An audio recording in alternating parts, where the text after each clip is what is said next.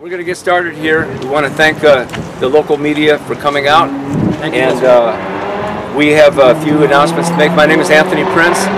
I'm General Counsel for the California Homeless Union, statewide organizing council. We have six locals here in California, mainly in Northern California, that a union of homeless people for homeless people. And I'm going to turn it over to Alicia Kuhl. We're here today to talk about the fact that we have filed in federal district court a lawsuit against the city of Santa Cruz and other defendants. So Alicia's going to explain the lawsuit, and then we'll have a few other speakers, and we'll take some questions. Okay? Alicia Kuhl. Alicia is one of the plaintiffs and the lead plaintiff in the case. Thank you, Anthony. My name's Alicia Kuhl. I've been acting as the Ross Camp liaison.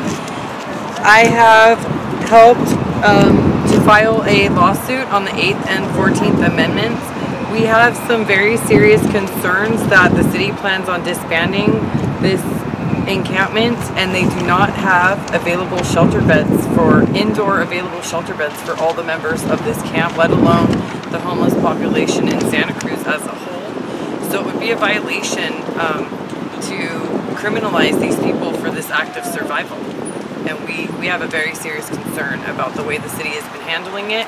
We also have a very serious concern over the way they plan on doing the cleanup.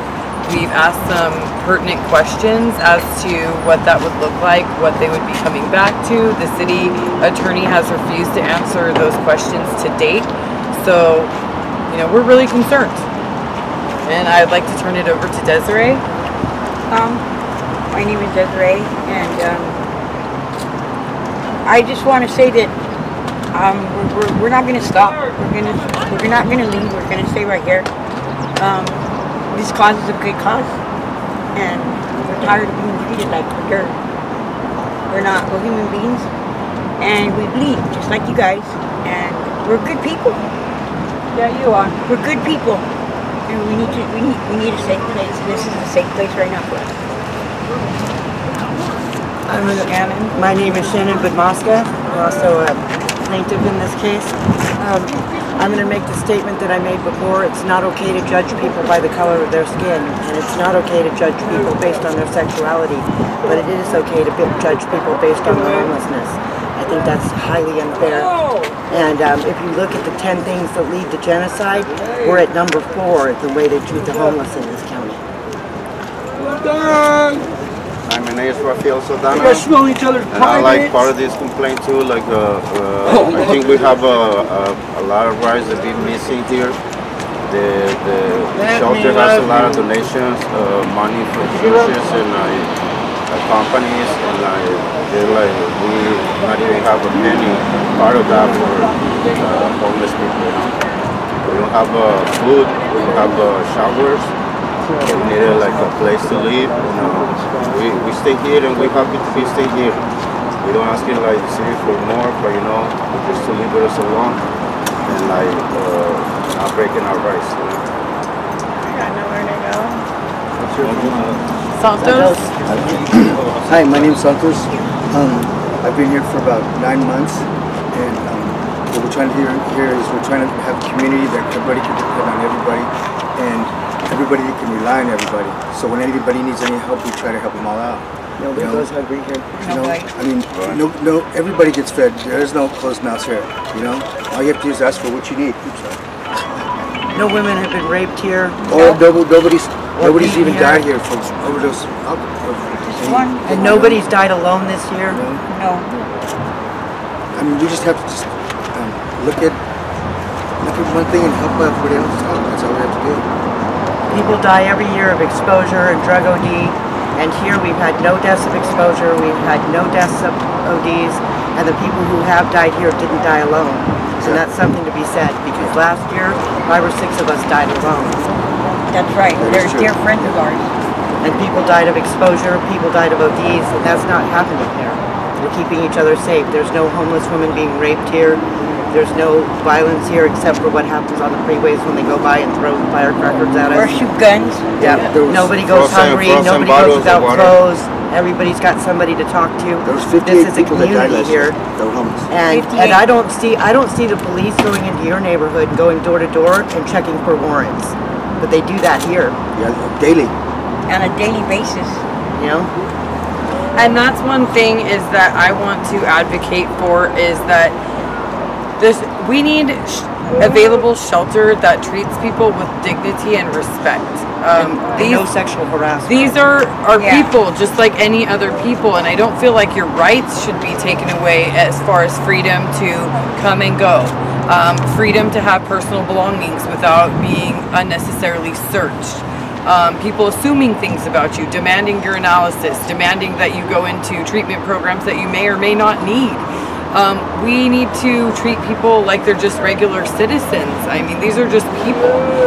So I would like to see, local people, our community members. We need to treat them with the same respect that we treat other community members, and not expect unnecessary things from them that you wouldn't expect from a tenant, you know? I'd like to see shelters that honor dignity and respect without barbed wire, that don't treat people like they can't be trusted. Just because you're homeless doesn't mean you can't be trusted. Just because you can't afford $3,000 for rent doesn't mean you can't be trusted, or you're crazy, or you're on drugs. That's a lot of money. A lot of jobs in this town don't support paying that kind of rent. So, we have a lot of issues around here. I used to have ID from the shelter, and my ID has stolen, so I don't have a right to go shower because I don't have ID. So what about the people who work in the offices and like walking around the shelter? They should be taking pictures of people and make it IDs for us, Right now we have a right to have another ID. When the ID started at the shelter, just to show that they know that it's not right. When the ID started at the shelter, I went to the synagogue and had a conversation with the rabbi because my great aunt Gladys had numbers tattooed on the inside of her arm. And it seemed to me like branding, like wearing a gold star would be, to have an ID around your neck that says that you're homeless. And I talked to the rabbi about it. And when I went down the next day to the shelter, the rabbi and the lawyer were leaving the office, and I am not required to have an ID. It says on my file when it comes up, no ID required. So they know those IDs are a tag. They know they're incorrect. Because they didn't do it for me because I'm Jewish and it's a personal issue with World War II. And they know that that's not okay. Or they wouldn't have made it so I can get in and out of that shelter without an ID. They know what they're doing. They're fully aware of what they're doing. And we have better options. So to say that we don't have better options is not true. We have, there's been several people and organizations in this community that have proposed transitional encampments. We could do like tiny homes on them so that they, would qualify. We've put in proposals. We've done an outline of 5 basic rules that would treat people with dignity and respect and not take their rights away. And the city has basically put off accepting any idea for solutions, I feel like. They've taken off the table any encampments in most recently in neighborhoods and parks, which is basically anywhere. So I feel like they're not really accepting solutions. They say they need a nonprofit. I've actually partnered with Keith here from Food Not Bombs. So we're willing to provide the basics for a better encampment that would be much cleaner, much organized. But the city is reluctantly saying no to that. Right, and so I'd like Keith, if he would like to speak about Food Not Bombs and maybe our idea and our lawsuit. Yes, so I'm Keith McHenry with Food Not Bombs, and we feed many of these people for years here in Santa Cruz, and they're our close personal friends that live in this camp. And the camp has been a blessing to people living on the streets in that it's been a way of stabilizing their lives. And it would be just horrible if people were evicted or kicked out back into doorways and in yards. We've also seen that the amount of food that we're sharing is surprisingly stable on the weekends, and that is largely because there is access to food here, including when we bring food here and when churches come, and so that's been a huge relief for dealing with the problem of hunger in Santa Cruz. Also, we receive many requests for information on shelter. We're often, because we're at the post office, the first people that newly homeless people come across. and they come and they ask us, where is the shelter? Where can I get in? And we offer them, we call for them the different shelter spaces, and it's been, I don't think ever, that we have actually placed anybody in a shelter in all these years of calling to try to find a place for people to stay. So at this point, the final option that we have is maybe go and see if there's space at Ross Camp, or Heroes Camp as I call it, because when it first started, the homeless that were living here were the heroes of the major car accident that happened across the street. If it wasn't for them, there's a possibility that several people may have died. And so to me, this is very, very important to keep the camp going, to respect the people that are living here. And I think in the policies of the city council, if you were going to have a council on experts on homelessness, the people you'd want would be the homeless. And they know what is going on the streets. Any of us that have ever lived on the streets know that many of the proposals and the stonewalling of the city is something that we've experienced for years and years. And that basically if somebody wants to know what homeless people need, ask homeless people what they need, and they will be happy to tell you, because they are just other Americans, other workers, just like everybody else. We have people that live, I'm sure there's plumbers here, there's carpenters, electricians, all kinds of talented grandmothers. There's all kinds of talent, years and years and years of talent living in this camp. And so there shouldn't be a them and an us. That we are all in this together. And many of the people that might want this camp driven away may come back to me, as many have, and said, well, I thought the homeless were horrible people. I did everything I was supposed to. And in the end, I too became homeless. And my conversation with you 3 years ago, where I chewed you out for helping enable the homeless, turns out to be, I was wrong. And it's really amazing that many people over the years have come to me and said that. And so I really hope that the authorities here, that if they want to find out what's going on with people living outside, they just need to really talk to people that live outside, or people that have lived outside, and take their actual real needs into account. I think Anthony would like to give an update. Well, okay, my name is Anthony Prince. As I said before, I'm with the California Homeless Union Statewide Organizing Council. I happen to be their general legal counsel, and what we're doing is we are providing support to the members of the Ross Camp Council and those who live in the camp. Stay with us here, please. Oh, he's got a call. And what we're doing is providing support by way of advising, giving legal advice. However, I want to point out that this is a pro se lawsuit. Alicia Kuhl is the lead plaintiff. We have declarations. Santos, Desiree, from Shannon, and others filed declarations under penalty of perjury to notify the federal district court. The lawsuit was filed on Tuesday. Yesterday, Martin Bernal, the city manager, issued a statement, and he wouldn't even say that the homeless have sued the city of Santa Cruz. He talked about others might initiate litigation. Well, guess what? It ain't no might. The lawsuit was filed on Tuesday in federal district court down in San Jose.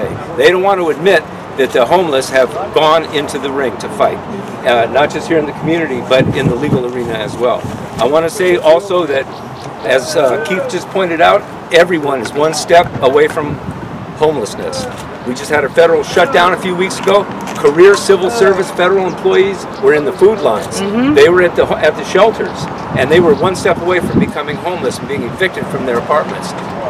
Tens of thousands of them. So if federal employees, civil servants are that close, what does it say about the people in Santa Cruz? So we're urging the entire community to realize that the way people are being treated here is very well, as Keith said, might be the way they're going to be treated should they lose their homes and have to sleep outdoors.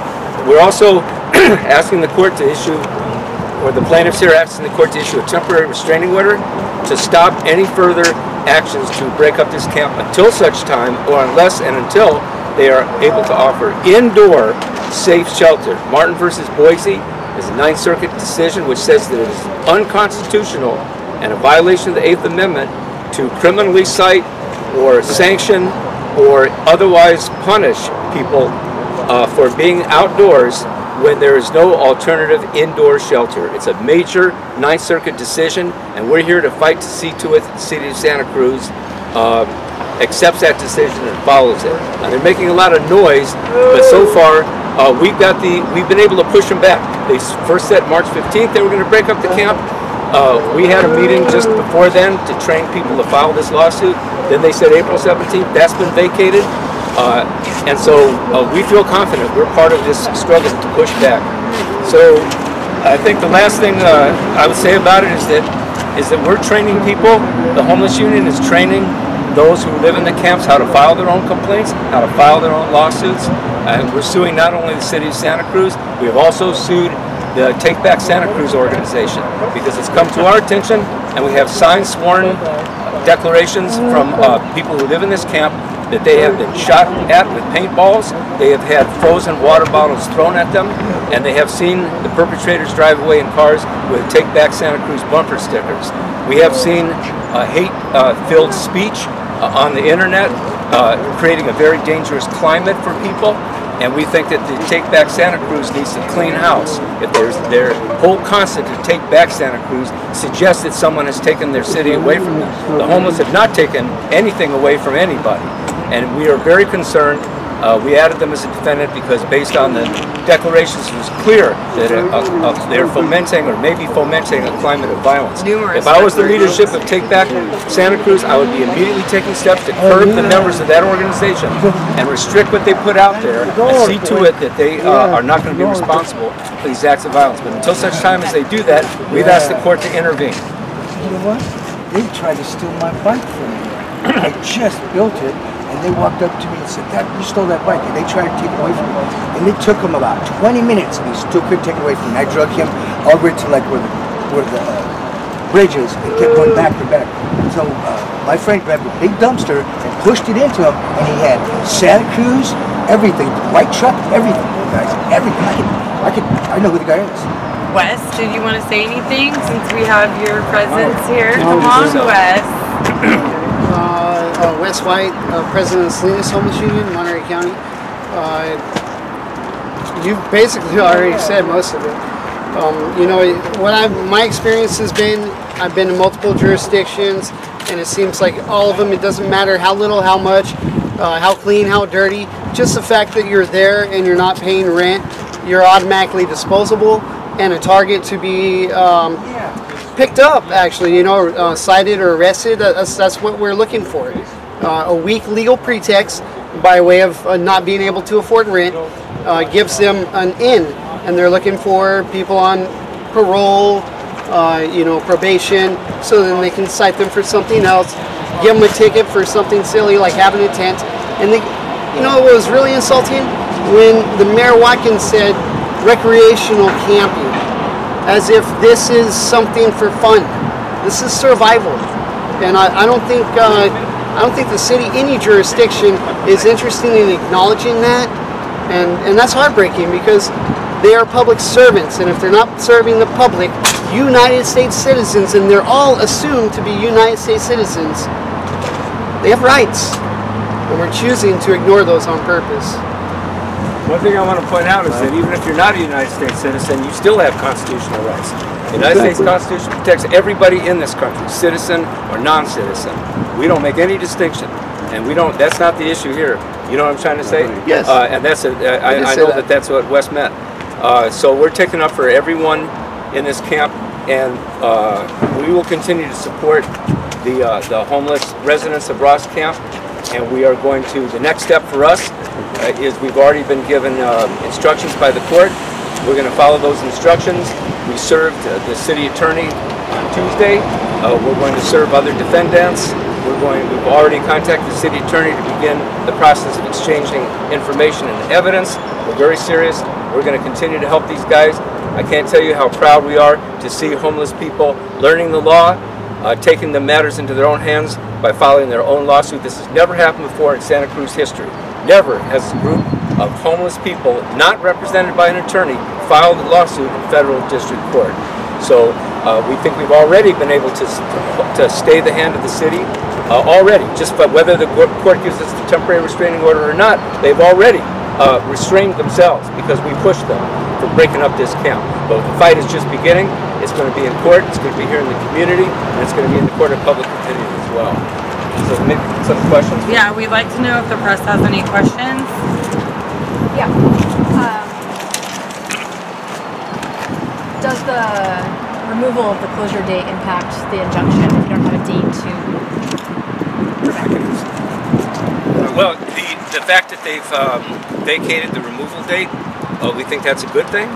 And it's possible if the court learns of that, they might say, well, there's no imminent harm here. And they might not grant the TRO for that reason, which is fine because it was the very fact that we sought the temporary restraining order and filed the lawsuit that we think was part of their process of saying, okay, it looks like we're going to have to vacate that date. However, we're still seeking a temporary restraining order because they're talking about doing this cleanup. We're concerned that the cleanup will just be a subterfuge, an end run, that they'll effectively close the camp under a pretext of a cleanup. And so we're still pursuing the temporary restraining order. It's up to the court when and if they'll issue one. But we're going to present additional evidence to the court as to why we fear this action. And we're not going to, if we get the TRO, fine. If we don't, we still have the underlying lawsuit. We have an 8th Amendment claim, 14th Amendment claims.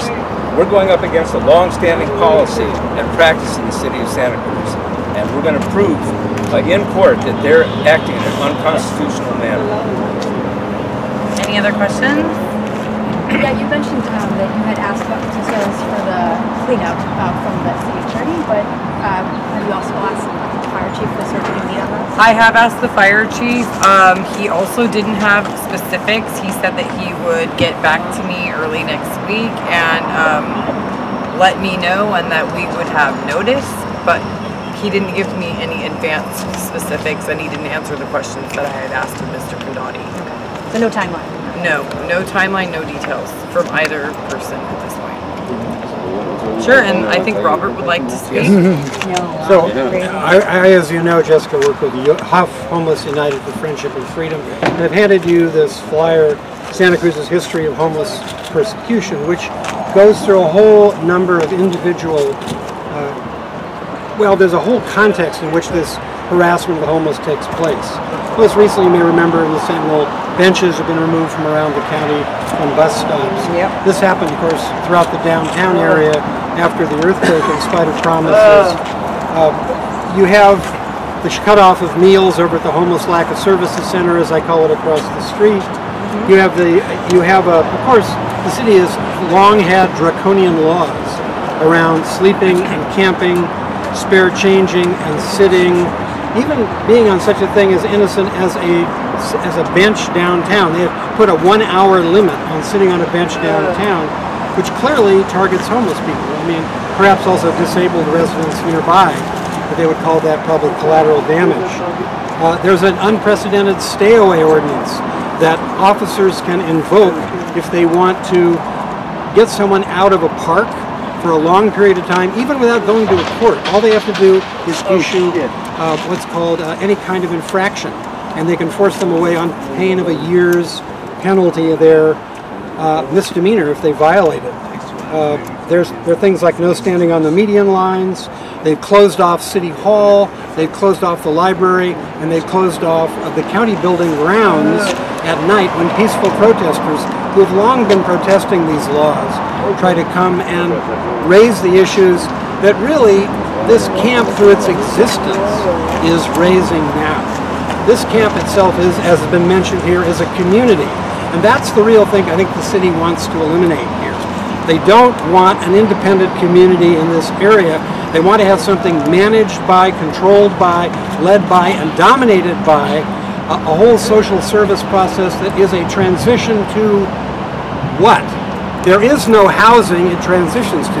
I saw in one of the stories, I forget was today's paper, maybe yesterday's, maybe one of yours, maybe one of Mike Todd's, a claim that by Phil Kramer that they put lots of people into housing. My attempts to get accurate stats from Phil Kramer have led nowhere. He conceals the budget of the Homeless Lack of Services Center, or the Homeless Services Center, as some call it. There's massive police response to simple individual homeless activity, whether it's sitting next to a building. You get 6 cars, 5 police officers showing up. if you look at this, there's a whole history of laws, and I'm not going to go into them because you have them and you know about them, Jessica. You've seen them, and I don't think you've been terribly interested in them, but I hope that you do become interested in them, because they are of interest to ordinary people.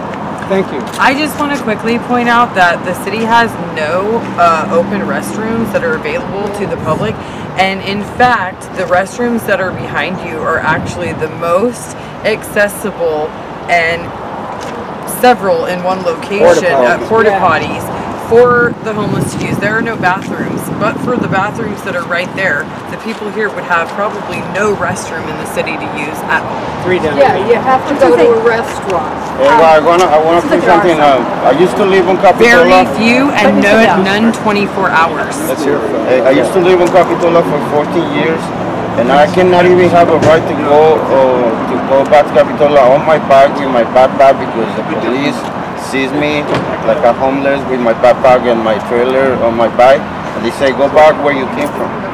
The ones you hit around. When did that happen? Like 2 months ago. So it's like I cannot even go visit my friends, you know. What was your question, Jessica? I was just clarifying the no bathroom. There are 3 porta potties downtown, but as you can see, most of the porta potties are here, and they're here because people gathered here. But there were the same number of people scattered throughout the city without these porta potties before they came here. Hence, the existence of this campground has in fact created the services, not the city. They didn't create the services. They had to provide the services because people visibly showed their needs. And that's what's happening here, and what I think some of us will hope will continue, and why this lawsuit is demanding that Ross Camp not be cleaned out, cleaned up, cleaned away.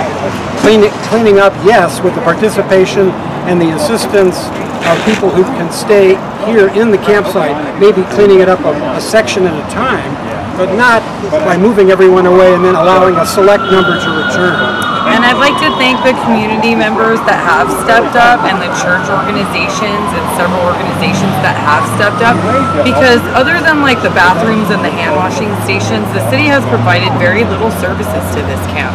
They have not brought water in.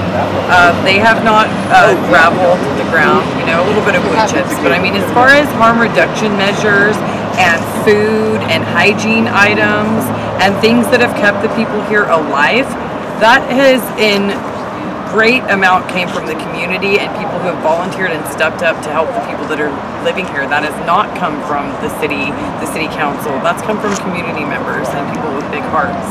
So I just want to thank them. Is that about it? I think that's it. Thank you so much for coming out. We really appreciate it.